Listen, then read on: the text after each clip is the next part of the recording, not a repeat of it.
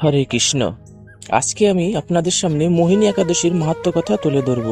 কুর্ম পুরাণে বৈশাখ মাসের শুক্লপক্ষের মোহিনী একাদশীর ব্রত মাহাত্ম্য বর্ণনা করা হয়েছে।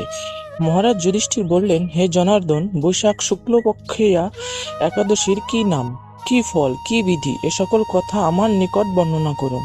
উত্তরে ভগবান শ্রীকৃষ্ণ বললেন, হে ধর্মপুত্র, আপনি আমাকে যে প্রশ্ন করেছেন, পূর্বে শ্রীরামচন্দ্র বশিষ্ঠের কাছে এই একই প্রশ্ন করেছিলেন। তিনি জিজ্ঞাসা করেছিলেন, হে মুনিবর, আমি জনকনন্দিনী সীতা বিরহজনিত কারণে বহু দুঃখ পাচ্ছি। তাই একটি উত্তম ব্রতের কথা আমাকে বলুন, যার দ্বারা সর্বপাপ ক্ষয় হয় ও সর্বদুঃখ বিনষ্ট হয়।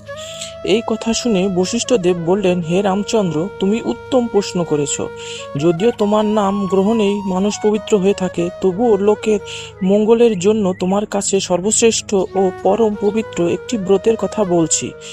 বৈশাখ মাসের শুক্লপক্ষিয়া একাদশী মোহিনী নামে প্রসিদ্ধা। এই ব্রত প্রভাবে মানুষের সকল পাপ, দুঃখ ও মোহজাল অচিরেই বিনষ্ট হয়। তাই মানুষের উচিত সকল পাপ ক্ষয়কারী ও সর্বদুঃখ বিনাশী এই একাদশী ব্রত পালন করা। একাগ্র চিত্তে তার মহিমা তুমি শ্রবণ করো। এই কথা শ্রবণ মাত্রেই সমস্ত পাপ বিনষ্ট হয়। পবিত্র সরস্বতী নদীর তীরে ভদ্রাবতী নামে এক সুশোভনা নগরী ছিল। চন্দ্রবংশজাত ধৃতিমান নামে এক রাজা সেখানে রাজত্ব করতেন। সেই নগরীতেই ধনপাল নামে এক বৈশ্য বাস করতেন। তিনি ছিলেন পুণ্যকর্মা ও সমৃদ্ধশালী ব্যক্তি। তিনি নলকূপ, জলাশয়, উদ্যান, মঠ ও গৃহ ইত্যাদি নির্মাণ করে দিতেন। তিনি ছিলেন বিষ্ণু ভক্তিপরায়ণ ও শান্ত প্রকৃতির মানুষ। সুমনা, দ্যুতিমান, মেধাবী, সুকৃতি ও দৃষ্টবুদ্ধি নামে তার 5 জন পুত্র ছিল। পঞ্চম পুত্র দৃষ্টবুদ্ধি ছিল অত্যন্ত দ্রোহী। সে সর্বদা পাপ কার্যে লিপ্ত থাকত। পরস্ত্রী সঙ্গী, বেশ্যাসক্ত, লম্পট ও দ্রুতক্রীড়া প্রভৃতি পাপে সে অত্যন্ত আসক্ত ছিল। দেবতা, ব্রাহ্মণ ও পিতামাতার সেবায় তার একেবারেই মতি ছিল না। সে অন্যায় কার্যরত, দুষ্ট স্বভাব ও পিতৃধন ক্ষয়কারক ছিল। সবসময় সে অভক্ষ, ভক্ষণ ও সুরাপানে মত্ত থাকত। পিতা ধনপাল একদিন পথ চলছিলেন। হঠাৎ তিনি দেখতে পেলেন দৃষ্টবুদ্ধি এক বেশ্যার গলায় হাত রেখে নিঃসংকোচে ঘুরে বেড়াচ্ছে। তার নির্লজ্জ পুত্রকে এভাবে চৌরাস্তায় ভ্রমণ করতে দেখে তিনি অত্যন্ত মর্মাহত হলেন। এই কুস্বভাব দর্শনে ক্রুদ্ধ হয়ে তিনি তাকে গৃহ থেকে বার করে দিলেন। তার আত্মীয় স্বজনও তাকে পরিত্যাগ করল। সে তখন নিজের অলঙ্কারাদি বিক্রি করে জীবন অতিবাহিত করত। কিছুদিন এইভাবে চলার পর অর্থাভাব দেখা দিল। ধনহীন দেখে সেই বেশ্যাগণ তাকে পরিত্যাগ করল।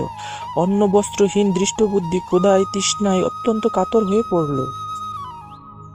অবশেষে নিজের গ্রামে সে চুরি করতে শুরু করলো।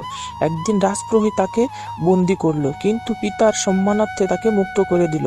এভাবে বার কয়েক সে ধরা পড়লো ও ছাড়া পেল, কিন্তু তবুও সে চুরি করা বন্ধ করলো না। তখন রাজা তাকে কারাগারে বদ্ধ করে রাখলেন। বিচারে সে কষাঘাত দণ্ডভোগ করলো। কারাভোগের পর অনন্য উপায়ে দৃষ্টবুদ্ধি বনে প্রবেশ করলো।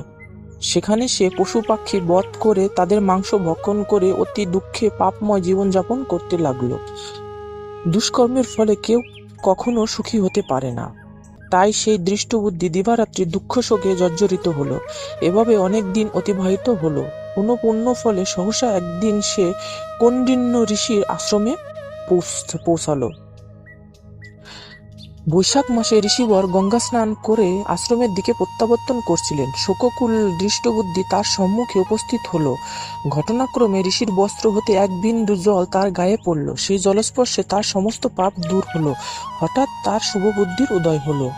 ঋষির সামনে সে কৃতাঞ্জলি পুটে প্রার্থনা করতে লাগলো, হে ঋষিশ্রেষ্ঠ, যে পূর্ণ প্রভাবে আমি এই ভীষণ দুঃখ যন্ত্রণা থেকে মুক্তি লাভ করতে পারি, তা কৃপা করে আমাকে বলুন। ঋষিবর বললেন, বৈশাখ মাসের শুক্লপক্ষে মোহিনী নামে এক প্রসিদ্ধ একাদশী আছে। তুমি সেই ব্রত পালন করো। এই ব্রতের ফলে মানুষের বহু জন্মার্জিত পর্বত পরিমাণ পাপরাশিও ক্ষয় হয়ে থাকে। মহামুনি বশিষ্ঠ বললেন, কৌণ্ডিন্য ঋষির উপদেশ শ্রবণ করে প্রসন্ন চিত্তে দৃষ্টবুদ্ধি সেই ব্রত পালন করল। হে মহারাজ, রামচন্দ্র এই ব্রত পালনে সে নিষ্পাপ হলো, দিব্য দেহ লাভ করল। অবশেষে গরুরে আরোহণ করে সকল প্রকার উপদ্রবহীন বৈকুণ্ঠ ধামে গমন করল। হে রাজন, ত্রিলোকে মোহিনী ব্রত থেকে আর শ্রেষ্ঠ ব্রত নেই। যজ্ঞ, তীর্থস্থান, দান ইত্যাদি কোনো পুণ্যকর্মই এই ব্রতের সমান নয়। এই ব্রত কথার শ্রবণ কীর্তনে সহস্র গোদানের ফল লাভ হয়। সুতরাং আমরা সবাই ভক্তি ভরে এই একাদশী ব্রত পালন করব এবং সদা সর্বদা কৃষ্ণ নাম স্মরণ করব। হরে কৃষ্ণ।